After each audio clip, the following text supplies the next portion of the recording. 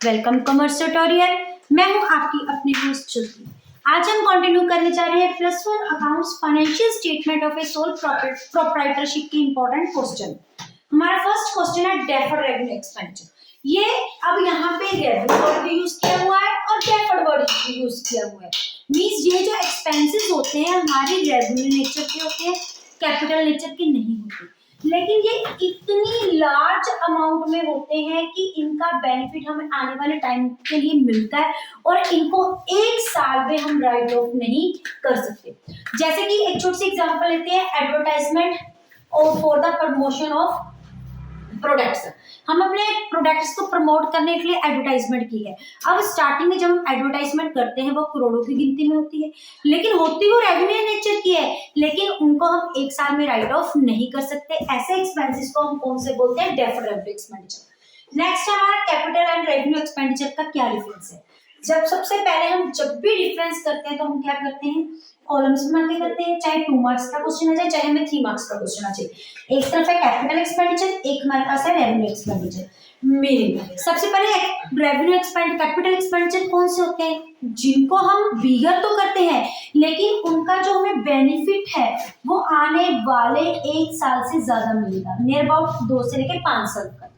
लेकिन revenue expenditure कौन से होते हैं कि जिस साल में हम इनको अक्कर करते हैं उसी में वो क्या है, उन एक ही साल के लिए उनको बियर करना होता है। उनका जो नॉर्मल रूटीन वाइज होते हैं उनका एक्सपेंडिचर हमें लॉन्ग पीरियड के लिए नहीं मिलता।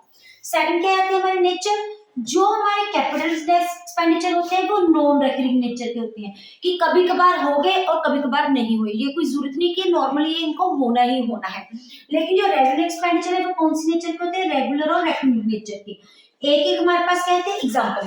कैपिटल एक्सपेंडिचर की एग्जाम्पल क्या जाती है? Purchase of land and building, plant and machinery, computer purchase कर लिया, बस वो रीसेल पर्पस के लिए नहीं होना चाहिए, वो इसमें हमें हेल्प करनी चाहिए, प्रोडक्शन ऑफ अदर गुड्स में हेल्प करने चाहिए। लेकिन रेवेन्यू एक्सपेंडिचर वो एक्सपेंडिचर की एग्जांपल क्या होगी? इंटरेस्ट पेड, सैलरी पेड, जो नॉर्मल रूटीन वाइज चलते रहते हैं। नेक्स्ट हमारा क्वेश्चन है, हमने ये देखना है कि ये एक्सपेंसेस कौन से हैं, वेदर रेवेन्यू एक्सपेंडिचर है, कैपिटल एक्सपेंडिचर है या फिर डेफर्ड रेवेन्यू एक्सपेंडिचर है। सबसे पहले हमारे पास प्रीलिमिनरी एक्सपेंसेस। ये प्रीलिमिनरी एक्सपेंसेस होते क्या हैं? जो बिजनेस को स्टार्ट करने से पहले उनकी प्रमोशन के लिए जो एक प्रमोटर खर्चा करता है उसको क्या बोलते हैं? Preliminary expenses. ये क्या है? बिजनेस को प्रमोट करने के लिए हम रूटीन वाइज खर्चे एडवर्टाइजमेंट करते ही रहते हैं जैसे कि ऊपर देखा, लेकिन ये किस अमाउंट में होते हैं? लार्ज अमाउंट में होते हैं और इन्हीं एक साल में उनको राइट ऑफ करना पॉसिबल नहीं होता। मींस ये कौन से एक्सपेंडिचर हो जाएंगे? Deferred revenue expenditure. Salary paid, monthly workers को सैलरी पे करते हैं, तो ये हमारे क्या हो जाएंगे? Revenue expenditure.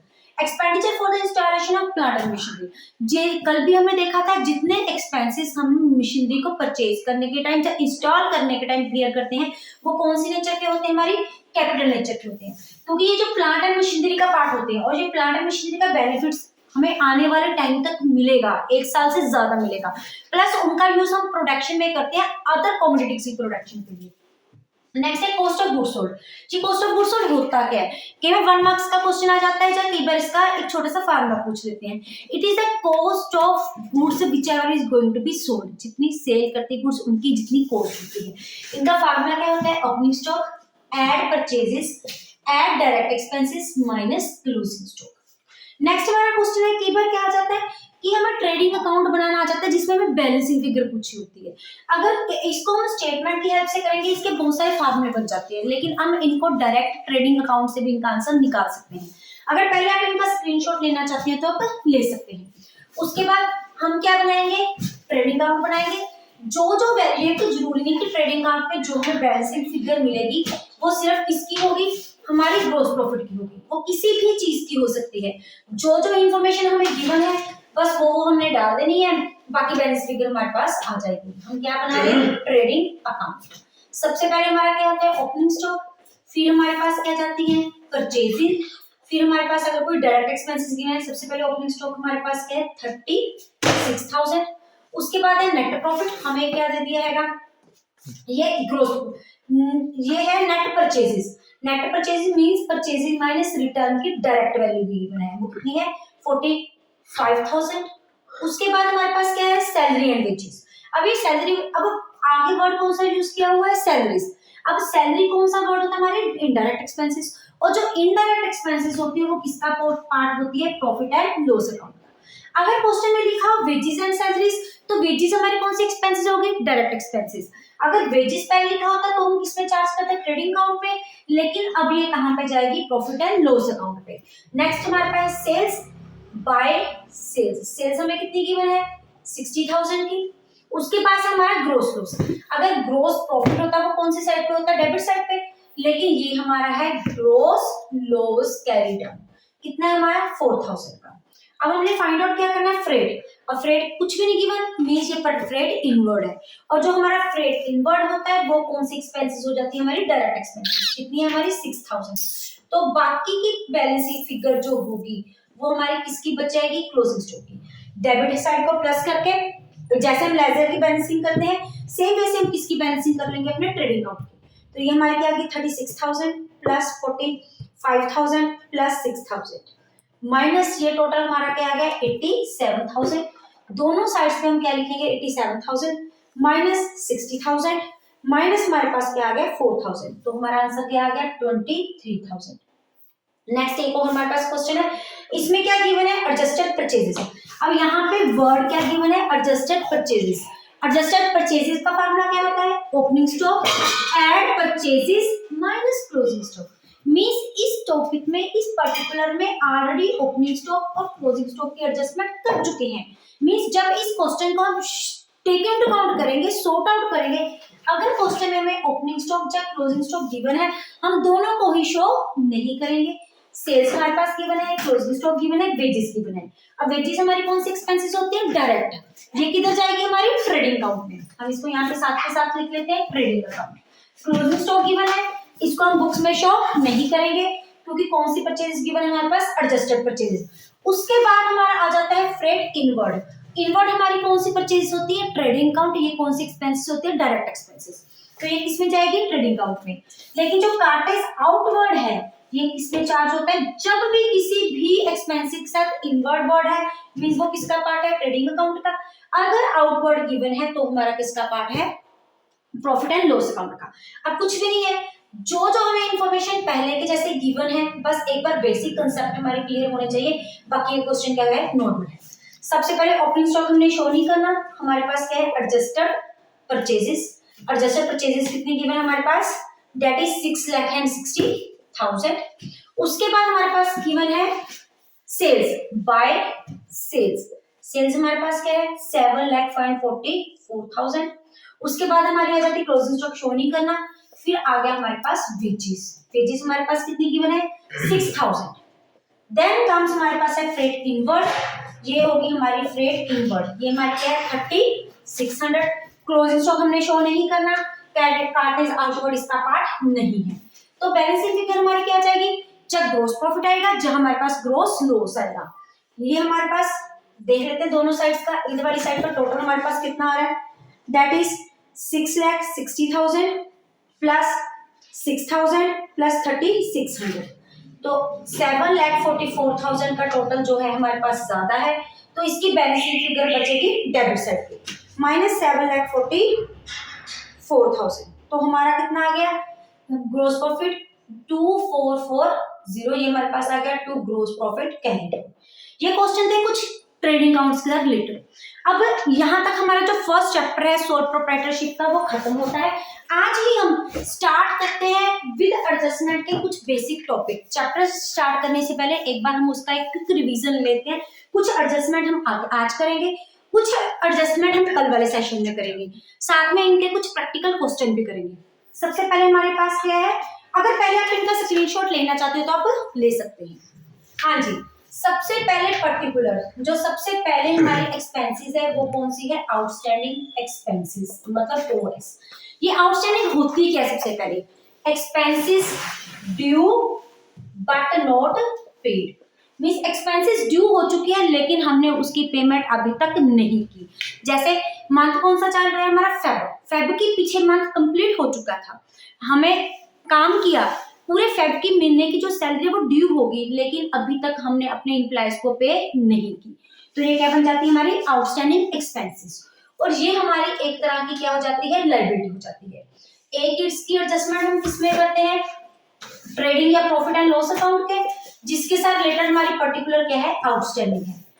To expenses, add outstanding expenses, उसको हम क्या कर देते हैं, प्लस कर देते हैं। दूसरी हमारी कहाँ पे जाती है, बैलेंस शीट में, उसमें लाइबिलिटी साइड, ये हमारा एसेट साइड, ये हमारी है liability side. Under the current liabilities, इसको हम क्या शो करते हैं, outstanding expenses.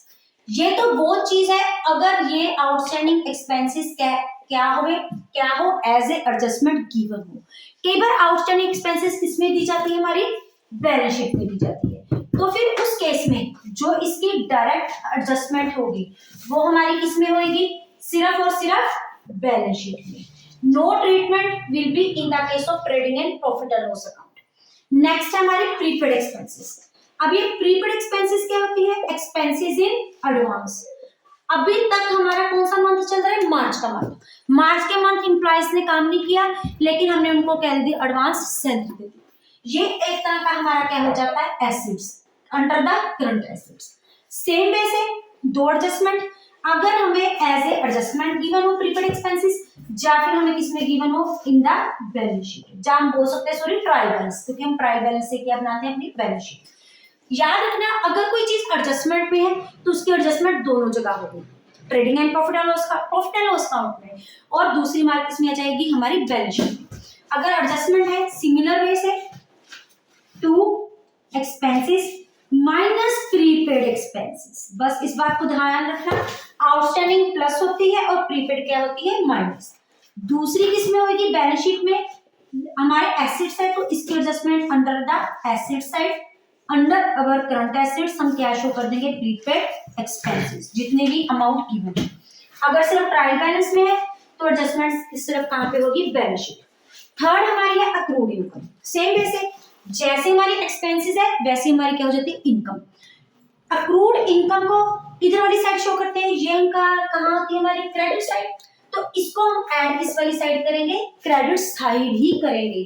Particular income plus क्या आ जाएगी, हमारी इनकम अक्रूड आ जाएगी। और दूसरी तरफ ये हमारे क्या हो जाते हैं, एसेट्स। दूसरी एडजस्टमेंट बैलेंस शीट में करंट एसेट्स के अंडर हो जाएगी, अंडर द अक्रूड इनकम होगी। सेम वे से अगर बैलेंस शीट में ट्रायल बैलेंस में गिवन है तो सिर्फ एडजस्टमेंट कहां आएगी, हमारी बैलेंस शीट में। वैसे हो जाते हैं इनकम एडवांस। सेम वे से आउटस्टैंडिंग और ड्यू को क्या करनी है, प्लस, प्रीपेड और एडवांस को क्या करनी है, माइनस, क्योंकि अक्रूड इनकम क्या होता है, income due but not received. Income due हो चुकी है लेकिन अभी तक रिसीव नहीं हुई। वैसे इनकम इन एडवांस, इनकम हमें एडवांस में मिल चुकी है। जो इनकम हमें एडवांस में मिलती है ये हमारी क्या हो जाती है, लायबिलिटी। एक चीज ध्यान में रखना, आपको एक चीज माइंड में रखनी है, आउटस्टैंडिंग एक्सपेंसेस हमारी क्या है, लायबिलिटी, इसके ऑपोजिट क्या होती है, प्रीपेड एक्सपेंसेस, वो क्या बन जाते हैं, एसेट्स। आउटस्टैंडिंग एक्सपेंसेस के ऑपोजिट क्या होते हैं, अक्रूड इनकम। अगर वो लायबिलिटी है तो ये हमारे क्या है, एसेट्स। अक्रूड ड्यू सेम, उनको क्या करेंगे, प्लस। वैसे ही हमारी इनकम इन एडवांस क्या हो जाती है, लायबिलिटीज। इनकी भी सेम वे से दो जगह एडजस्टमेंट, अगर एज ए एडजस्टमेंट गिवन है, as a trial balance given है। एक हम इनको क्रेडिट साइड, क्योंकि इनकम जो हमारी होती है वो किस साइड शो करते हैं, हम क्रेडिट साइड शो करते हैं, किसके, प्रॉफिट एंड लॉस के अकाउंट में। Particular income by income minus income in advance. दूसरी किस साइड में शो करते हैं, liability side, under the current liability क्या शो करेंगे हम, इनकम इन एडवांस।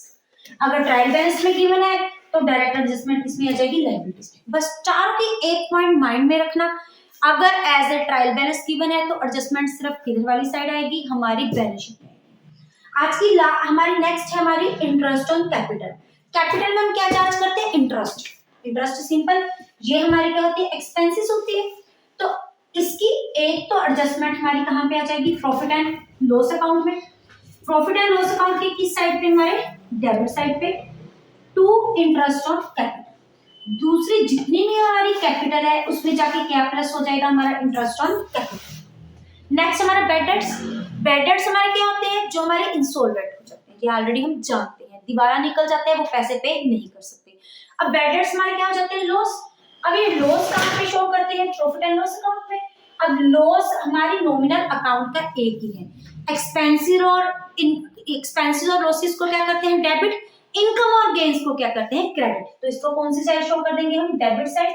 और दूसरा ये डेटर्स में से क्या हो जाते हैं, बैड डेट्स माइनस हो जाते हैं। अब ये डेटर्स कहाँ पे शो करते हैं, बैलेंस शीट में, asset side under the current assets.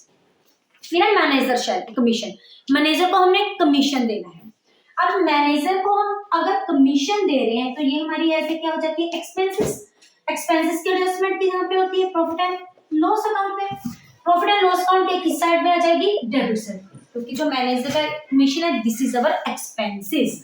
और दूसरी तरफ इसको हम चार्जिंग करने से दो मेथड है।